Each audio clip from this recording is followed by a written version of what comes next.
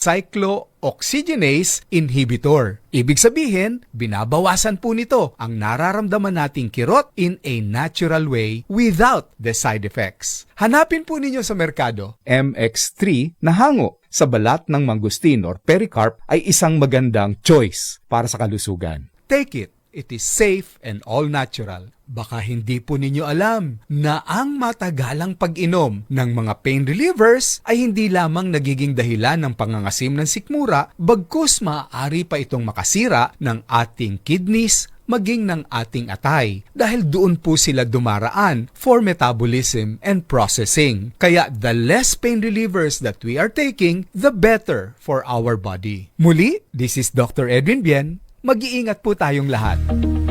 Healthy Minute, hatid sa inyo ng MX3. Citizen patay sa sunog sa barangay Tejeros, Makati City. Reward money sa ika-aresto ng negosyanteng si Atong Ang, planong itaas ng DILG. Office of the House Secretary General nilabag ang konstitusyon sa hindi pagtanggap ng impeachment complaint ayon sa isang kongresista.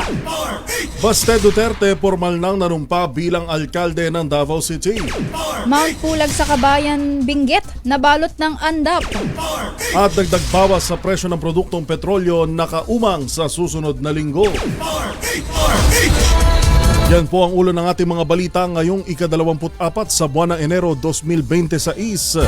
Live mula sa 666 kHz sa Metro at Mega Manila. Sa bayan din tayong napapakinggan sa DZRH 1395 kHz Cebu, DZRH 1260 kHz sa Davao at sa 16 pang relay stations sa Luzon, Visayas at Mindanao. Simulcast sa DZRH News Facebook page at DZRH News Television YouTube channel.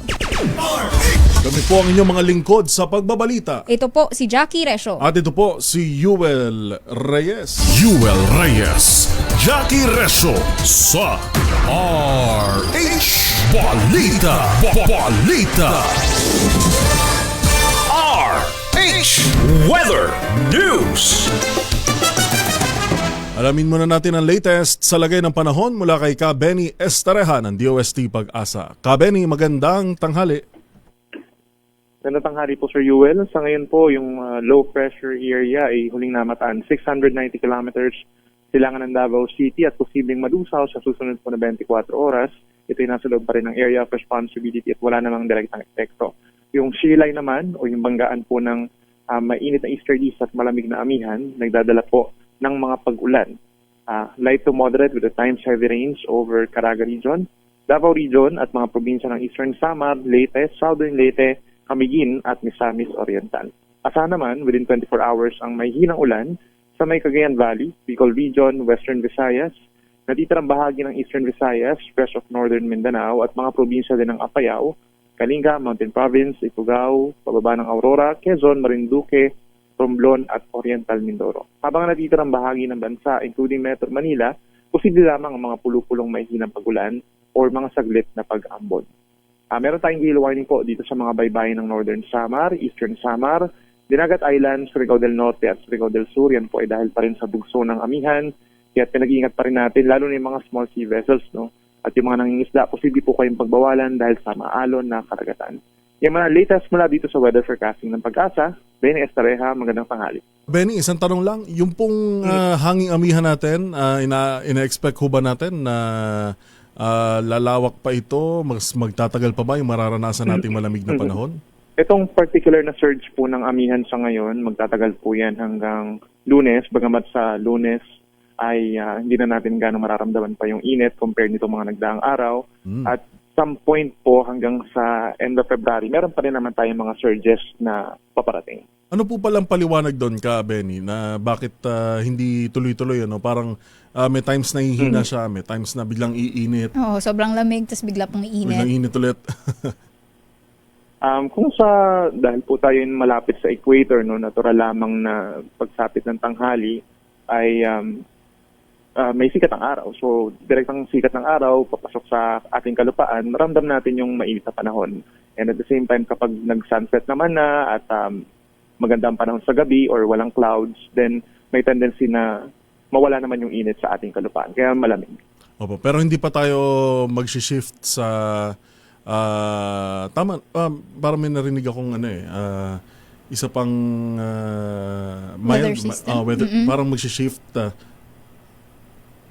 Yung pagbabago sa panahon, wala pa naman. We're not expecting pa na mag-shift tayo agad-agad ng tag-init. Usually po nangyayari yan sa end of March. Pero sa ngayon, and February, amihan season po tayo. Enjoy muna natin. Maraming salamat ka, Benny. Salamat po. Benison Estrella ng DOST Pag-asa. Yuel Reyes, Jackie Resyo sa RH Balita. Balita. Sa detalye ng mga balita, iniulat ng Chinese Embassy sa Maynila na 2 Filipino seafarer ang nasawi matapos tumaob ang isang Singaporean flag cargo vessel malapit sa Scarborough Shoal. Ayon sa embahada, 17 katao na ang nasagip kabilang ang 2 nasawi, habang 14 dito ay nasa stable na ang kondisyon at isa ang patuloy na ginagamot. May kabuang 21 Filipino crew ang barkong MV Devon Bay na may kargang iron ore at patungo sana ng China mula sa Pilipinas nang mangyari ang insidente. Kaugnay niyan, ating alamin ng update mula sa Philippine Coast Guard sa paghahanap sa iba pa na nawawalang sakay nitong MV Devon Bay. RH29, Boy Gonzales. Boy. Yung isinagawa ng Philippine Coast Guard ang radio communication sa mga dumaraang barko sa karagatang bahagi ng Pangasinan bilang bahagi ng patuloy na search and rescue operation para sa 4 na nawawalang Pilipinong tripulante ng MV Devon Bay. Sa video, makikita ang 77 metrong barko ng PCG na BRP Teresa Magbanwa habang nakikipag-ugnayan sa mga sakyang pandagat sa lugar na humigit kumulang sa 141 nautical miles sa west-northwest ng Tambobong, Pangasinan ng umaga. Iniling ng PCG sa lahat ng dumaraang barko sa nabagit na lugar na mag-ingat, maging alerto at agad na tumulong sakaling may makitang survivor alinsunod sa umiiral na International Maritime Regulation. Patuloy ang monitoring at koordinasyon ng Coast Guard habang isinasagawa ang rescue effort para sa mga nawawalang tripulante. Ito si Boy Gonzales para sa Disa Arizona sa Pilipinas, una sa Pilipino.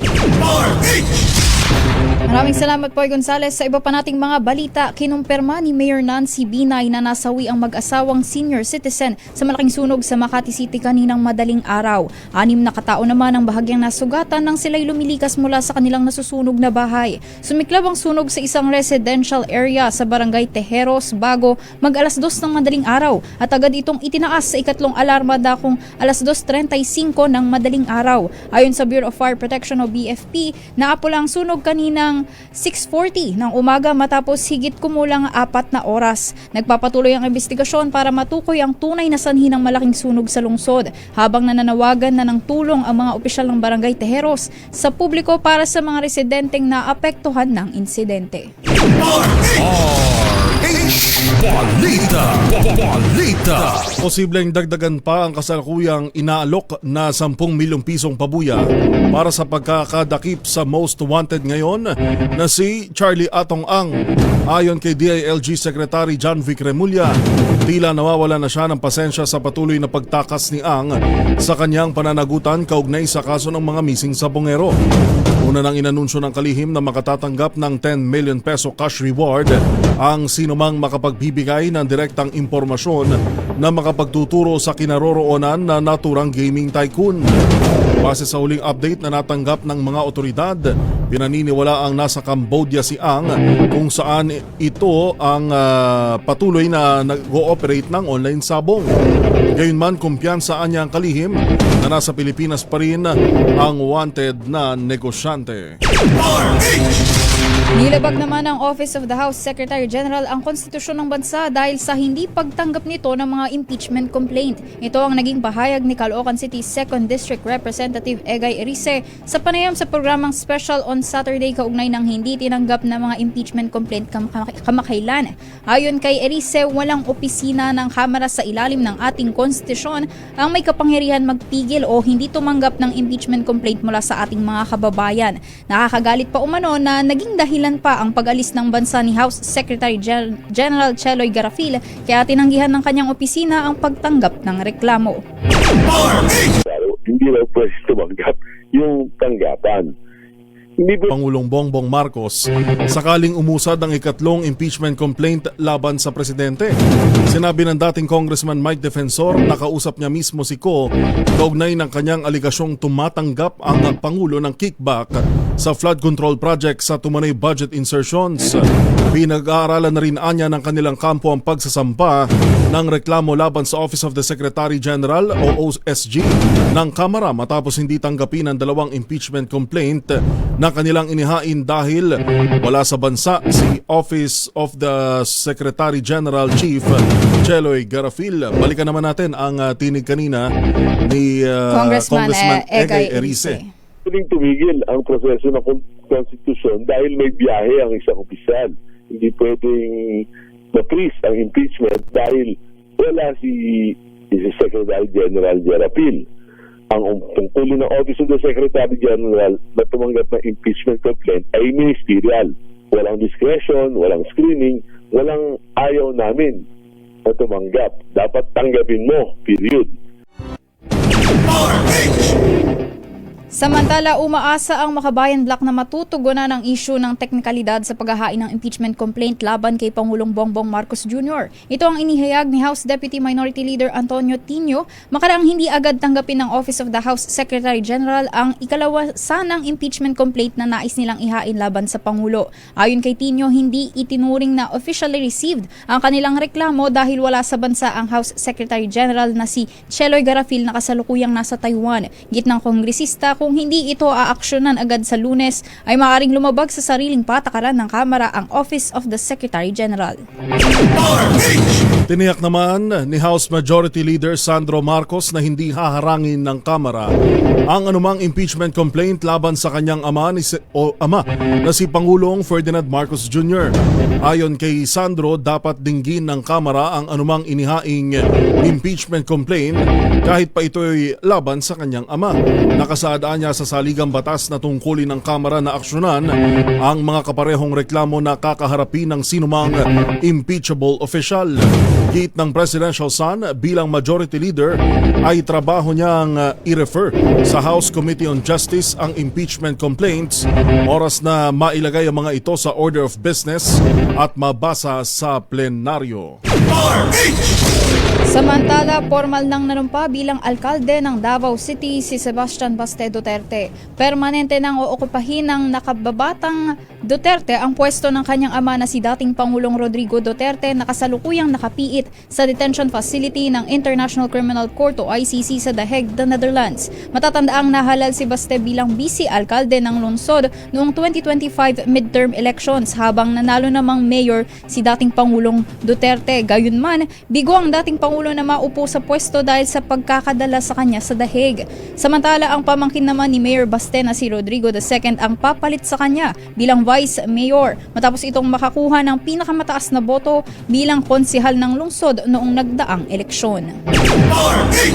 Kamba naman ang dagdag bawas sa presyo ng mga produktong petrolyo sa susunod na linggo. Ayon sa DOE Oil Industry Management Bureau, inaasahang tataas ng 80 sentimo kada litro ng diesel habang nasa 45 sentimo naman sa kerosene.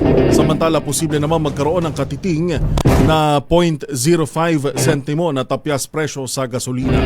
Ang naturang price adjustments ay bunsod ng tariff threats ni US President Donald Trump sa Europa, gayon din na nagpapatuloy na geopolitical tension sa mga war-conflicted countries. Sa iba pang balita, nagbabala ang Philippine National Police sa publiko laban sa pekeng social media account gamit ang pangalan ni Acting Chief Lieutenant General Jose Melencio Nartatis Jr. Ayon sa PNP, hindi opisyal ang naturang account at hindi ito konektado sa hepe ng pambansang pulisya. Aniya, peke ang anumang mensahe, post o panawagan lalo na kung may hinihinging pera, personal na impormasyon o dokumento na nagmumula sa naturang account. Pinapayuhan ng PNP ang publiko na maging mapanuri at mapagbantay online. Giit ng PNP, tanging mga verified pages at opisyal na press release lamang ang dapat pagkatiwalaan pagdating sa impormasyon mula sa kapulisan. Nagbabala rin ang PNP sa mga gumagawa o nagpapatakbo ng mga peking account na nagpapanggap bilang mga opisyal ng PNP na mananagot sa batas. Oras po natin, 20 minuto makalipas ang alas 12 ng tanghali sa ating pagbabalik. Isang senior citizen na sakay ng bisikleta abay patay matapos mahagip ng isang motorsiklo sa Pangasinan. At presyo daw ho ng ilang klase ng gulay sa Cotabato, ito na nga ba, bagsak matapos ho magdagsa ang mga ani. Yan at marami pang iba sa pagbabalik ng RH Balita sa Tanghali. Yuel Reyes, Jackie Resho sa RH Balita. Balita. Ating pong oras, alas 12:21. This time.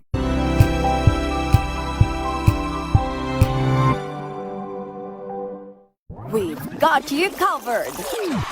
From the hottest hits, exclusive interviews, kilig to the bones fan meet experience, and hataw performances of your favorite stars. Saturdays, 12 noon, dito lang sa DZRH TV.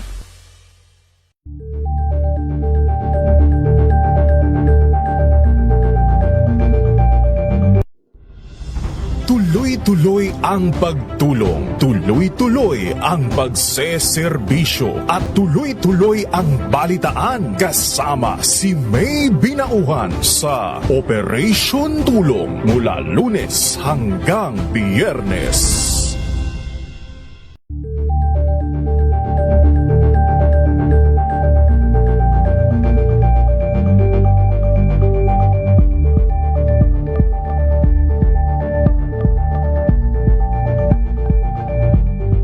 Maagang balitaan, maagang usapan sa mga issue at balita kasama si Kuya Angelo Palmones sa Magandang Umaga Pilipinas mula Lunes hanggang Biyernes. Abangan this Saturday. Hi, I'm Kain, and you're watching Sinjo. Balik ka ng kilig sa Stunning Together fan meeting in Manila ng K-pop star na si Kangin.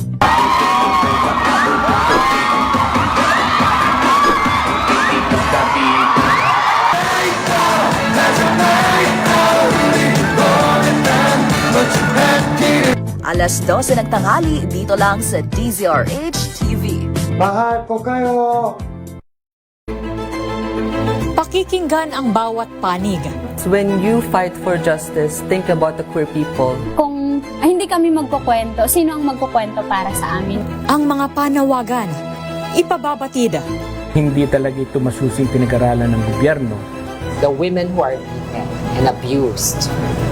It's time to listen to their voices. Hayan ang iba't ibang boses. Mga kwento mula sa iba't ibang anggulo. Dito lang sa Point of View. Mapapanood tuwing linggo, alas 12 ng tanghali sa DZRH TV.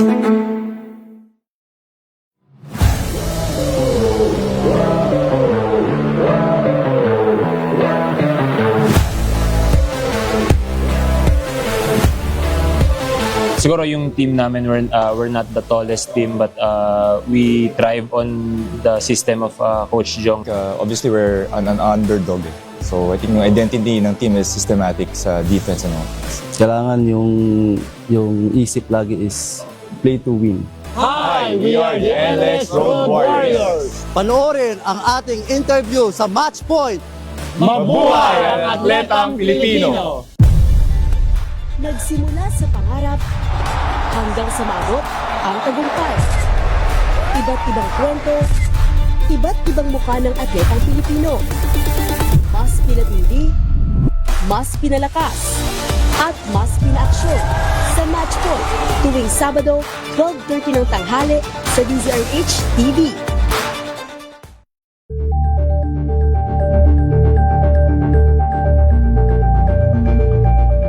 Tambalang Anthony Taberna at Jerry Baha ang gigising sa inyong umaga. umaga dahil lalatay ang humahagupit na diskusyon at komentaryo Lunes hanggang Biyernes sa 2x2.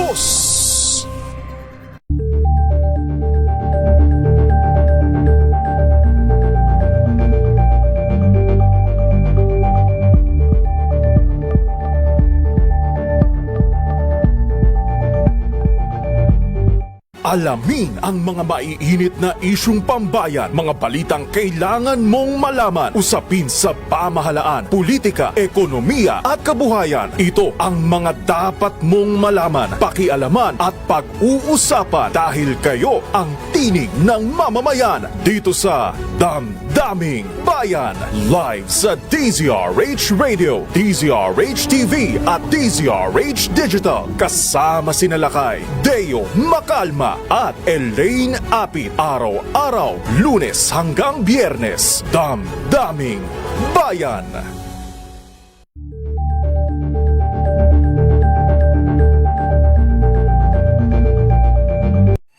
Mga balitang gigising sa inyong umaga. Mga balitang kailangan mong malaman. Mapapakinggan sa ACS Balita sa 2x2. Kasama sina Anthony Taberna at Jerry Baha. Lunes hanggang Biyernes.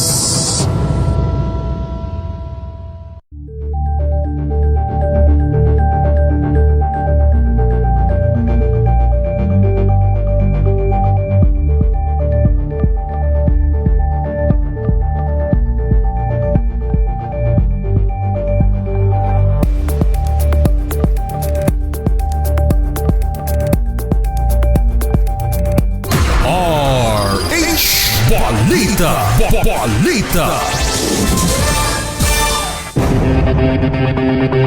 27 minuto makalipas ang alas 12 ng tanghali, balik-balita ho tayo. Nagsagawa ng aerial inspection ng Armed Forces of the Philippines sa Malampaya Deepwater Gas to Power Project. Pinangunahan ni AFP Chief of Staff Romeo Bronner Jr. ang inspeksyon sa gitna ng kanyang pagbisita sa Joint Task Force Malampaya sa Palawan. Layunin ng aktibidad na suriin ang security posture at operational readiness sa pagbabantay sa Malampaya na isa sa mga pinakamahalagang energy infrastructure ng bansa.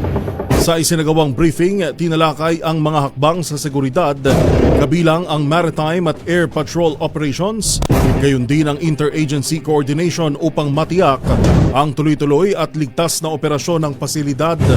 Binigyan din ni Bronner na patuloy nilang paigtingin ang presensya at monitoring operations sa mga estratehikong lugar bilang bahagi ng kanilang mandato na ipagtanggol ang soberanya ng bansa. Samantala, labas muna tayo ng ating himpilan. Search and rescue operation sa mga missing passengers at crew ng lumumbog na isang motorbangka ay nagpapatuloy po dyan sa bahagi ng Sarangani Strait. Detalye sa report ni RH19 June de Makutak. June. Yes, Jackie, Yuel, sa mga serye ng pagkakalubog ng mga sasakyang pandagat sa iba't ibang panig ng karagatan ng bansa, dito sa Mindanao, hindi pa rin humihinto sa paghahanap ng Coast Guard Eastern Mindanao in coordination sa Western Mindanao sa 15 missing na mga pasahero at crew ng motorbangka Amihara. Matatandaan, January 17 ng taong kasalukuyan, nagpalaot ang naturang bangka mula Santa Ana Wharf, Davao City patungo sa ng Governor Generoso ng dineklarang missing matapos hindi makarating sa destinasyon ng bangka. Una nang na-rescue ng Coast Guard, Maritime Police sa bahagi ng Jose Abad Santos at Sarangani, Davao Occidental ang palutang-lutang na si Christopher Bulig, isa sa mga crew ng MBCA Amihara. At bilang pinakahuling update ngayong tanghali, nagpapatuloy ang search and rescue operations gamit ang Islander 251 fixed wing aircraft at Beechcraft King Air 690 ng Naval Forces Eastern Mindanao na binagbay on air ang bahagi ng Philippine-Indonesia Maritime Borders, habang ang BRP Tagbanwa naman ay abala din sa paghanap ng anumang possible survivors at mga debris ng motorbangka sa bahaging karagatan ng Sarangani Strait. Wala dito sa Central Mindanao, RH19, June de Makutat, DZRH, una sa Pilipinas, una sa Pilipino. Thank you, June de Makutak. Samantala, dako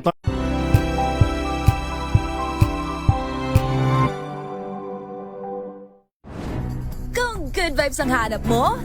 Dito ka na sa sigurado! Mula sa mga... Malaki ang ibinagsak ngayon ng presyo ng mga gulay. Ito'y dahil sa dumagsa ang mga gulay mula sa Ilocos Norte at Pangasinan dito sa Bagsakan Center sa Cabanatuan City, partikular sa Sangitan Public Market. Batay nga kay Aling Charing na matagal nang nagtitinda sa pamilihang bayang ito. Kanilang ikinatuwa rin ang masyadong mabili ngayon na mga gulay dahil nga sa mas mura kung ikukumpara sa mga nakalipas na 3 linggong nagdaan. Matatanda ang bago pa man pumasok ang panahon ng Kapaskuhan, sumirit ng hanggang 180 to 200 ang presyo ng mga gulay tulad ng mga carrots, gayon din ang patatas, ang mga sangkap sa mga lutuin sa pagluluto natin ng chapsul. Ang mga gulay mula sa Baguio ay malaki rin ang ibinaba na ngayon ay halos 50 pesos kada kilo ang ibinaba nito. Ang kamatis na dati pumalo ng 180, ngayon 30 pesos hanggang 40 pesos na lamang ang presyo nito. Ayon sa ating mga mamimili, kinatuwa nila dahil ngayon lang din daw sila nakatikim ng ganitong murang presyo ng gulay. Yan ang ating update. Ito, CRH25, Grace Vera Sanzano. Una sa Pilipinas, una sa Pilipino. Grace, hindi ba pwedeng kung magkano binili dyan? Ganon din dito. Ang mga 5 peso difference lang. Ano? Sayang, ang gagandang klase. Sana nga, alam mo, sariwang-sariwa ay mga gulay na dumadating ngayon dito sa Bagsakan Center sa Cabanatuan City. Ito kasi yung mga maraming bumibili ng mga gulay, kinukuha rin nila mula rito sa Bagsakan Center, Sangitan Public Market. Marami man namimili, papunta dyan sa Metro Manila. Papunta naman ng like Divisoria, maraming kung saan ang panig dito sa Central Luzon, dito kumukuha. Kaya sana nga yung inangkat o kinuha nila rito ng malaki ng binagsak, mahigit kalahati na ibinagsak ng presyo ng mga iba't ibang uri ng mga gulay tulad ng talong, sitaw, ampalaya, kamatis, at kung ano-ano pa. Sana nga, ganyan din, maramdaman nyo na rin dyan sa Metro Manila. Sarap maggulay ngayon, pag ganda yung panahon. Oo. Kanina, nagpakbet ako. Yan. Oo, masarap. Paksiw na saluyot with matching pritong galunggong. Ginugutom mo kami, ha? Thank you, Miss Grace. Okay, yan ang ating update. Ito si RH25, Grace Vera Sanzano. Una sa Pilipinas, una sa Pilipino. Masasabi lang natin dyan, Miss Grace, ay sana all. Oo, pero wag naman masyadong babaratin din yung ating mga magsasaka din pagdating sa mga magsasaka mismo. Pero wag naman masyadong mataas din yung presyo pag dinala na dapat yung tama lang. Samantala, sa Mount Pulag sa Kabayan Benguet, nakaranas o nabalot na rin ng andap. Detalye sa report ni RH41, Romy Gonzales. Romy? Hindi na lang sa Atok Benguet ang tinamaan ng proso andap. Kapagkat maging sa Mount Pulag, ito yung dinarayo ng ating mga mountain trekkers ay nakapagtala na rin ng proso andap sa nakalipas na ilang araw. Sa mga pictures na ipinadala ng isang kaibigan natin, ay talaga namang yung mga tanim doon ay dinalot na rin ng yero. Talagang madaling araw at talaga namang todo saya itong ating mga kababayan mountain trekkers na umaakyat ngayon sa Mount Pulag sapagkat napakalamig ng klima sa samandaling ito. Ang Atok Benguet ay nagdatingan na rin kahapon itong napakaraming mga turista upang kanilang maranasan itong malamig na klima at makita maging saksi sa sinasabi nating andap sa naturang lugar. Ang Baguio City ay nakapagtala kanina ng 10.8 degrees na baba ng temperatura, kaya naman ay puno din ang Baguio City sa samandaling ito.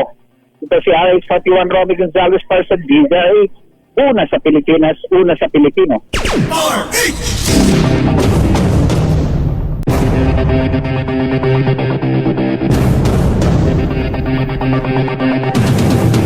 Maraming salamat, Romy. Samantala, isa namang hinihinalang abandonadong shabu factory o laboratory ay nadiskubre ng mga otoridad dyan po sa Caloocan. Detalye sa report ni RH23 Edwin Duque. Edwin.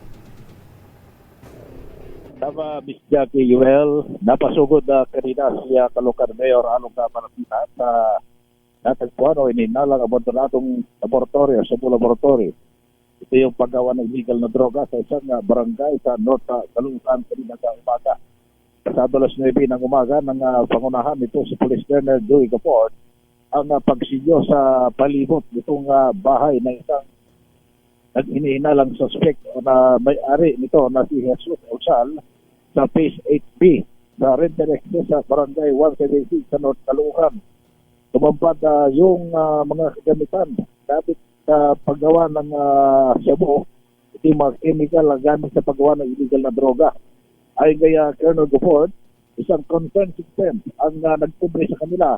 Kaugnay nga sa illegal na aktibidad sa lugar, kaya agad nagsagawa ang surveillance operation. Posible manong nakatunog ang pangunahing suspect. Kaya agad na nakatakas at tanging kasama sa bahay ang inabutan na. Sinabi ng opisyal na posibleng nakapag-operate pa. Makapag-operate pa ang mga suspect dahil sa hirapan na sila makapag-operate dahil sa tintin ng kampanya ng PNP na nakakunig sa barangay kaugnay sa kampanya laban sa illegal na droga. Itong nakumpisa pa ang iba't ibang chemical na may timbang na 16.95 kg. Ang nakumpisang laboratory funnels ay may kapasidad na gumawa ng abot ng 500 o 5,000 mg bawat isa. So yung tatlong nahuli, marami-rami na yung pwedeng gawin dito kapag nag-operate. Sasampahan ng kaso paglabag itong suspect ng violation of Section 8 of the Republic Act 9165. Patuloy ang investigasyon ngayon ng PNP at may pinag-utos ni Mayor Along Malapitan na lalo pang higpitan yung mga ng mga barangay chairman, yung kanilang responsibility. At kapag may naramdaman na kayo na inalang kilos, agad ipag-bigyan ng PNP sa barangay para agad na ma-operate dahil hindi niya kukonsintihin ang ganitong illegal na gawain. Samantala, dalawa yung patay na naitala kanina umaga habang 6 ang sugatan sa sunog sa Tahero sa Makati. Yung naganapang sunog sa T. Gomez Street sa kanton ng San Diego Street sa Barangay Teros, Makati City. Nag-umpisa yung sunog na alaon na 55 ng madaling araw at itinigarang fire under control alas 4:26 at alas 6:40 na ng umaga nang deklaran ni Police Superintendent Tagyam na fire out ng sunog. Sa ngayon ay nasa kabuang 126 family. No, yung family, yung nasa pangalan na ngayon ng SWD ng lungsod, habang may ilang individual at 300 individual naman, yung kasalukuyang patuloy ang mga titupunan ng lungsod ng Makati para sa kanilang pansamantalang kagamitan at habang sila'y nagpumugi dahil nga dito sa naganap ng sunog, nakahanda ang pamalang lungsod na sila ay tulungan hanggang sila ay maka-recover. Yan pa rin ating update. RH23 Edwin Duque kinanggulat sa DCRH, una sa Pilipinas, una sa Pilipinas. Thank you, RH23 Edwin Duque. Yuel Reyes, Jackie Reso sa RH Balita. Ating pong oras, 40 minuto, makalipas ang alas 12 ng tanghali.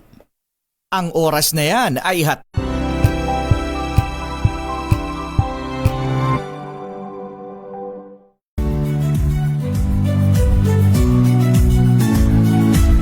Magandang araw mga kaibigan. Ito po ang inyong balerina ng bayan, si Lisa Makuhay Lizalde, na nag-aanyaya sa inyong samahan kami at ang aming mga espesyal na panauhin para sa kalahating oras ng masayang kwentuhan sa aming programang Art to Art, kung saan ang usapang sining at kultura ay para sa lahat. Huwag kaliligtaan tuwing linggo, alas 3:30 ng hapon, dito lamang sa DZRH Radio, DZRH TV, at via online streaming.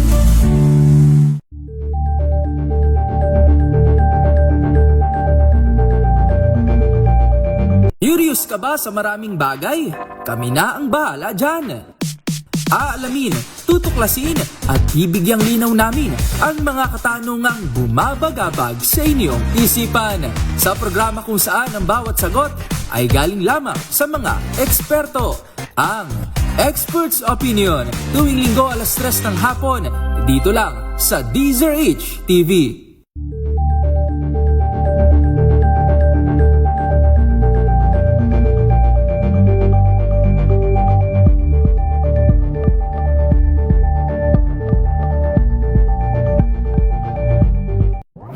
Got you covered.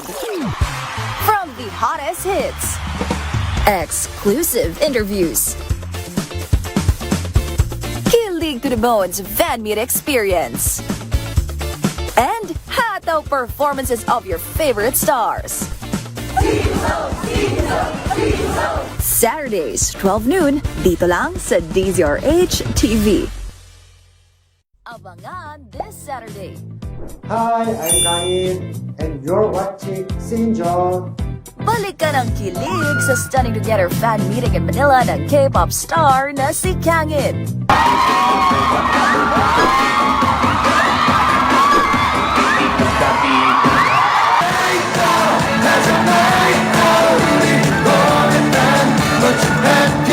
Alas 12 ng tanghali, dito lang sa DZRH TV. Mahal ko kayo!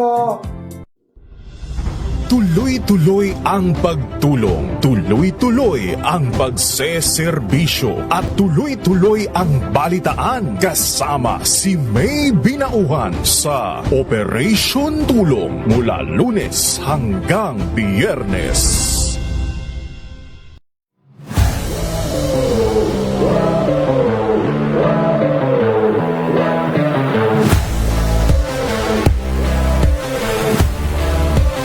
Siguro yung team namin, we're not the tallest team, but we thrive on the system of Coach Jong. Obviously, we're an underdog. So I think yung identity ng team is systematic sa defense and offense. Kailangan yung isip lagi is play to win. Hi, we are the Endless Road Warriors. Panoorin ang ating interview sa Match Point. Mabuhay ang atletang Pilipino! Maagang balitaan, maagang usapan sa mga issue at balita kasama si Kuya Angelo Palmones sa Magandang Umaga Pilipinas mula Lunes hanggang Biyernes.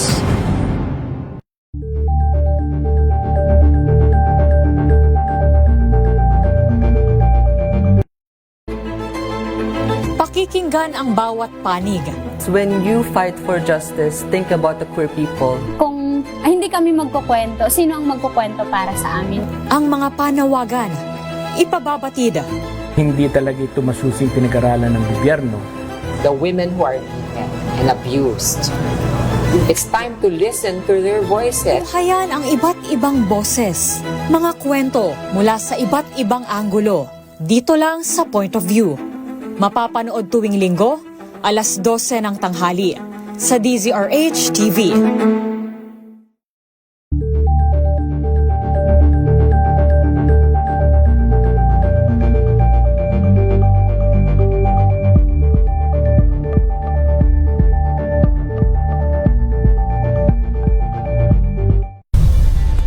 Nagsimula sa pangarap hanggang sa maabot ang tagumpay. Iba't ibang kwento, iba't ibang mukha ng atletang Pilipino. Mas pinatindi, mas pinalakas, at mas pinaaksyon sa Match Point tuwing Sabado, 12:30 ng tanghali sa DZRH TV.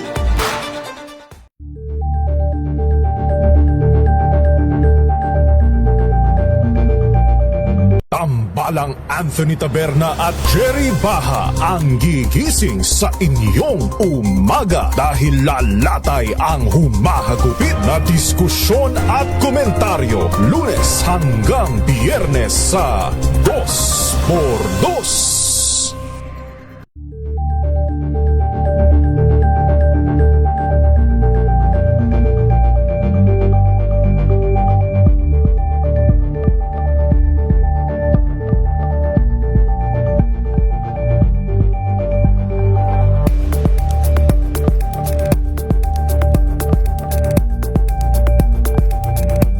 Alamin ang mga maiinit na isyung pambayan, mga balitang kailangan mong malaman, usapin sa pamahalaan, politika, ekonomiya at kabuhayan. Ito ang mga dapat mong malaman, pakialaman at pag-uusapan dahil kayo ang tinig ng mamamayan dito sa Damdaming Bayan. Live sa DZRH Radio, DZRH TV at DZRH Digital. Kasama sinalakay Deo Macalma at Elaine Apit. Araw-araw, Lunes hanggang Biyernes. Damdaming Bayan.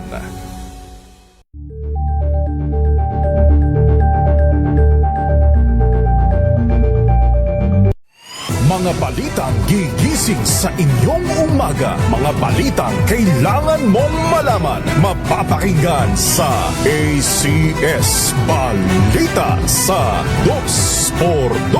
Kasama sina Anthony Taberna at Jerry Baha. Lunes hanggang Biyernes.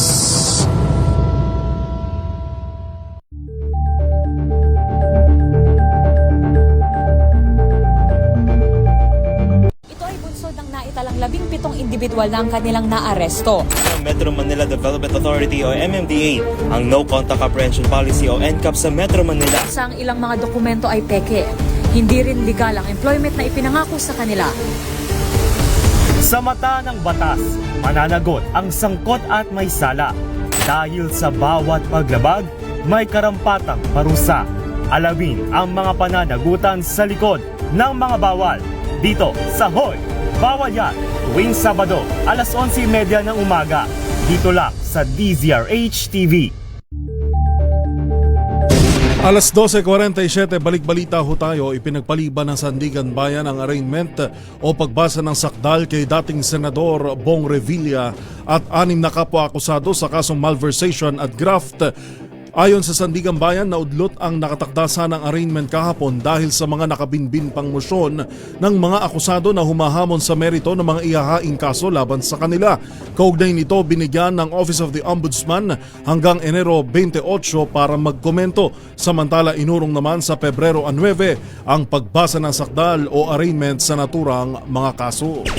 Samantala, naghain na kahapon ng counter affidavit si Senator Joel Villanueva kaugnay sa kanyang malversation case na may kinalaman sa mga anomalyang flood control projects sa Bulacan. Mas maaga ito sa pinalawig na deadline na January 26 alinsunod sa motion for extension na inihain ng senador nitong January 20. Ayon kay DOJ spokesperson Attorney Polo Martinez, si Senator Villanueva ay respondent sa 3 sa 6 na kasong kinasasakutan din ng Wawaw Builders at Top Notch Catalyst Builders Incorporated.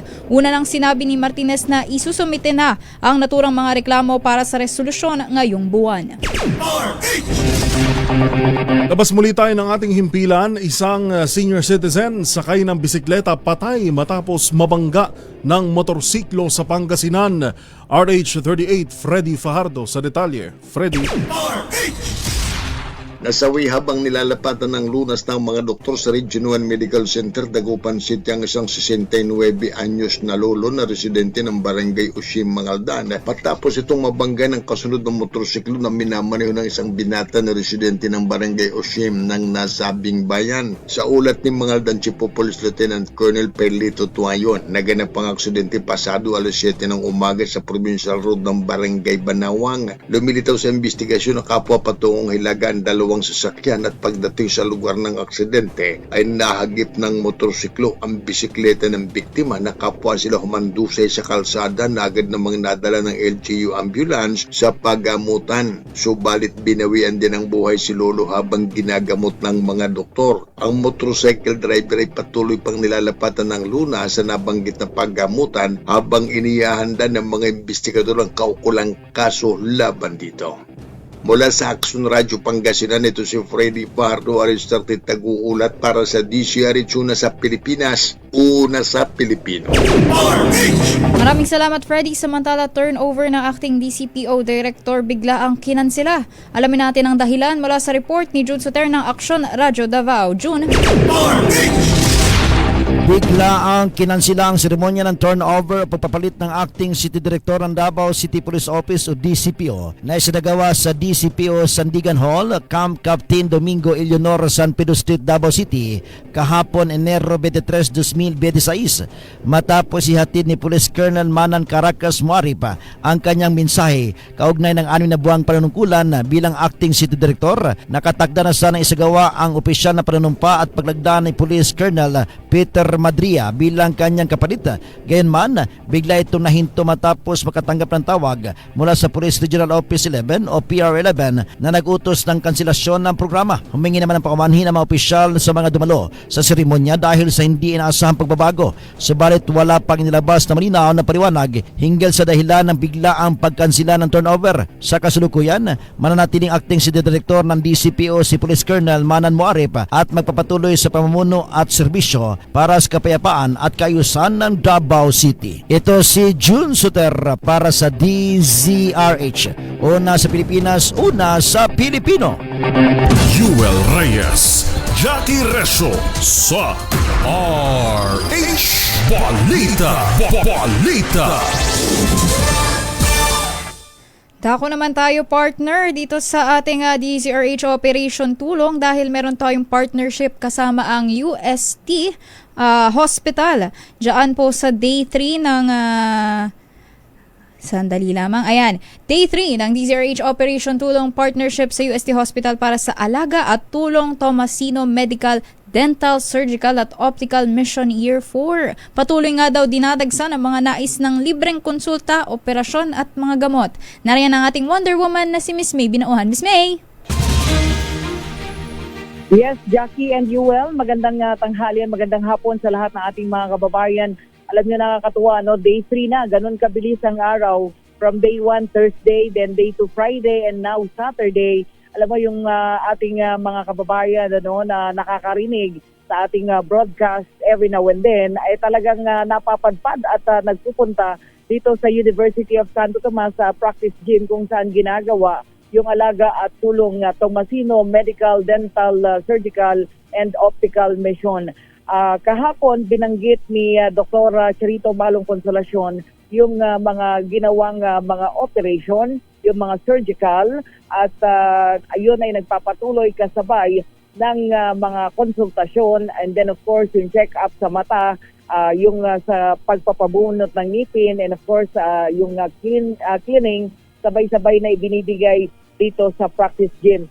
At kanina nung chine-check natin yung record doon sa mga nagpupunta rito, maraming nakikinig from DZRH pero siyempre Jackie and Yuel, pasalamatan natin sila kasi ganun sila ka-attentive at siyempre ganun yung kanilang pagnanais na maging parte ng medical mission na ito para na rin sa kanilang pangkalusugang kapakanan. Lalong-lalo na yung mga elderly. Alam niyo ba na yung mga elderly kapag nakakapakinig sa atin, actually, binabati natin lahat ng mga elderly kapag tayo ay nilalapitan at sinasabing matagal na natin silang mga tagapakinig, na kinukuha natin yung names at sabi nga nila, shout out naman. But anyway, sa ating mga programa next week ay isa-isahin natin yung mga lolo't lola na talaga namang kahit mag-isa, alone na nagpupunta rito, merong galing ng 13 Martires, Cavite. Mag-isa siya. Oo, mag-isa siya. Siguro kalugar mo to, Yuel, sa Cavite. Mag-isa siya, tapos nasalubong ko siya sa gate kahapon. Tama-tama dahil nandun ako at nag-aabang din ako sa mga lolo't lola na pwedeng alalayan nga dahil nga naglalakad ay may naliligaw pa ng mga lolo't lola. silang mag-isa napunta. Naliligaw pagdating dito. Siyempre, kailangan paupuin mo pero hindi naman tayo talagang, lahat naman nakahanda ang University of Santo Tomas. Talagang merong mga sumasalubong and then of course pagdating sa atin, first station, mapakain natin at mainitan yung kanilang mga sikmura. Dahil pagsikat pa lamang ng araw, bago sumikat ang araw, nandito na tayo sa USP Practice Gym, dun sa kanilang Quadricentennial Pavilion.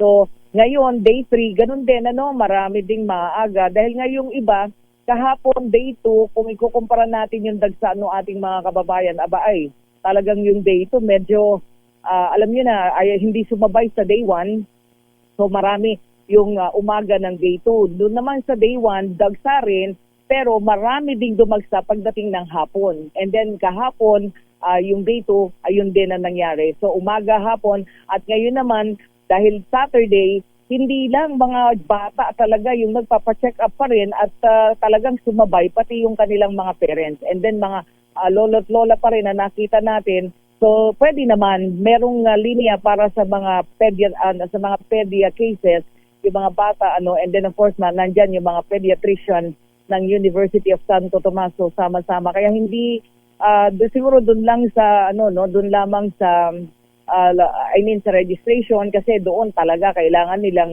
ibigay lahat ng details nila sapagkat yun ay nagiging record na ng UST Hospital, UL and Jackie because pag meron silang mga follow-up, pwede na silang pumunta sa outpatient department o OPD sa mga susunod na pagkakataon. At tinatanungan natin si Dr.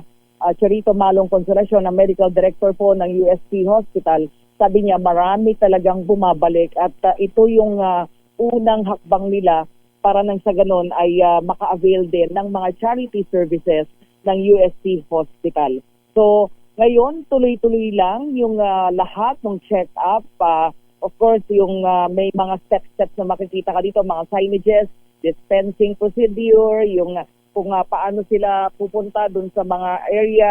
Pero lahat ng yan ay naiipon-ipon from waiting area papunta ng pagkuha ng mga vital signs and of course yung mga details nila. And then, minsan nga wala nga sa table yung mga doktor, para makita nyo lang UL, baka nakikita nyo dyan, UL and Jackie, nasa mga tao, nandun sa loob nakahalubilo yung mga doktor at doon talaga sine-check, tinatanong lahat ng details ng bawat pasyente.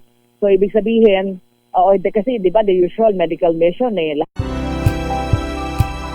nga sa dami ng mga doctors talagang nandito din sila sa loob ng mga holding area kung saan nakaupo yung mga pasyente at isa-isa na rin minsan one-on-one pa tinatanong yung mga pasyente. So hindi kulang ang mga medical teams at of course pagdating naman dun sa kanilang libreng ECG, libreng CBC, yung yung laboratory, and then libreng X-ray, talaga naman blockbuster yun dahil yun talaga ang isa sa pinakamahalaga dahil lahat yun UL libre, libreng ibinibigay sa pamamagitan ng UST at ng mga partners. So isang mabilis lang dahil si Dr. Malong Consolacion, Dr. Charito, nakaupo din talaga bilang isang nephrologist dito sa internal and family medicine. So, alamin lang natin siguro, sandali lang at tayo ay magbibigay ng pagkakataon. Doc, mabilis lang po ito. Nakalive po tayo sa DZRH na. Isang mabilis lang, Doc. Day 3 po tayo. Kumusta ang ating alaga at tulong Tomasino? Good morning po. Right now po, actually, dami nating pasyente ngayon. So, in-expect sana nga namin na baka sana by 4 or 5 p.m. tapos na tayo. Pero mukhang sa nangyayari po ngayon, mukhang mag-extend pa tayo kasi dagsa po ang tao. Even ang dental service, ma'am, nag-cut off na talaga sila kasi ang daming nakapila. By the way, kahapon, naka 700 plus patients po tayo, na sobrang dami. And kung mapapansin nyo po, may mga pediatric patients tayo ngayon na sobrang dami din. So, hopefully, matapos po tayo bago mag-alas 6 mamayang hapon po. Wow. So, Doc, ano po ang pwede natin sabihin dun sa ating mga kababayan na gusto pang humabol at mukhang marami pang dumarat? Oo nga po Kung sakasakali man po na hindi po kayo makakaabot ngayon, meron naman po tayong outpatient department sa UST Hospital at yun po ay bukas, almost every day, Monday to Saturday po, bukas po ang outpatient department ng UST Hospital. So doon po lahat ng services na kailangan nyo ay available po at pwede rin po kayong magpalista sa aming yakap program under PhilHealth kung saan pwede kayo makakuha ng libreng konsultasyon at gamot under the gamot program ng yakap PhilHealth. Doc, makikita natin yung inyong queuing. Grabe, 178, consultation 1, consultation 3, 5, 7. Opo, yan po ay sa internal medicine and family medicine lang po, So, currently po, sabay-sabay po na nag-queuing ang bawat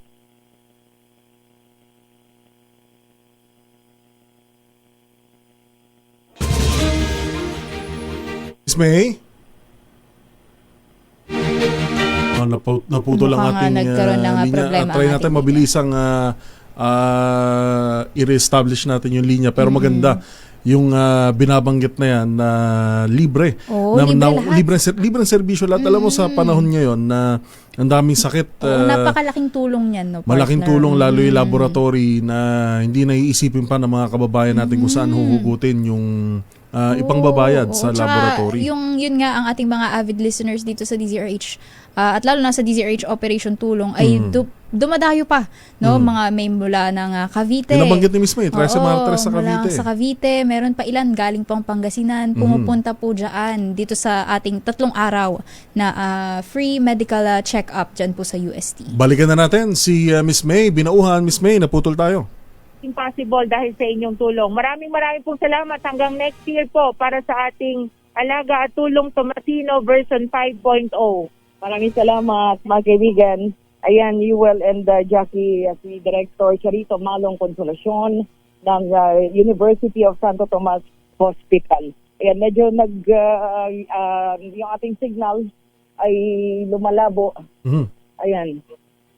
Yuel? Ayan, very clear na, Miss May. Ayan, okay, ayan na. Lumayo na ako, ayan. Okay, so nandun sa table, at isa rin siya sa mga nag-check up sa mga pasyente. Okay, so yan, Yuel. So ang ating kaldero ng mga lugaw, taob na rin. At pati ngayon, ang ating serving ngayon ay mga bottled water dahil yun naman ang kailangan this time kasi mainit yung panahon. Pero hindi mainit dito sa practice gym at dahil ito ay well ventilated covered court. So Yuel, yan ang ating day 3 ng Alaga at Tulong Tomasino sa pangalan ng buong pwersa ng ating DZRH Operation Tulong, especially ang ating Palugaw team. And of course, mamaya siguro magbigay na lang update si Asa Gabriel mula dito sa UST Practice Gym. At maraming salamat sa ating mga piloto. Kasama natin ngayon sina Ed at si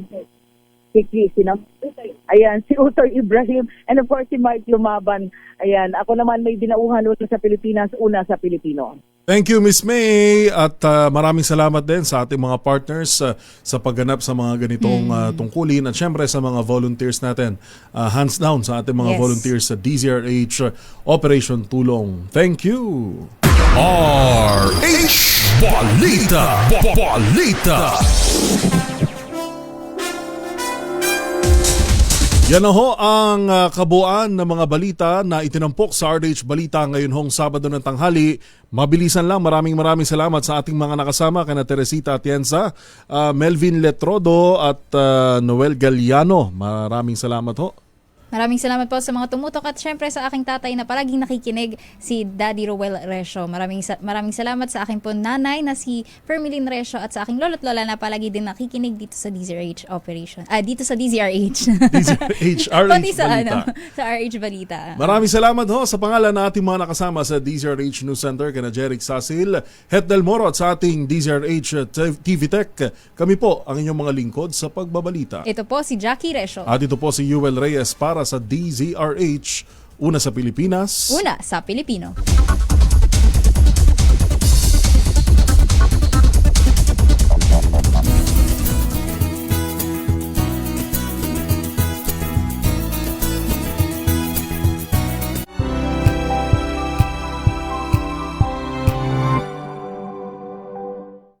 Curious ka ba sa maraming bagay? Kami na ang bahala dyan.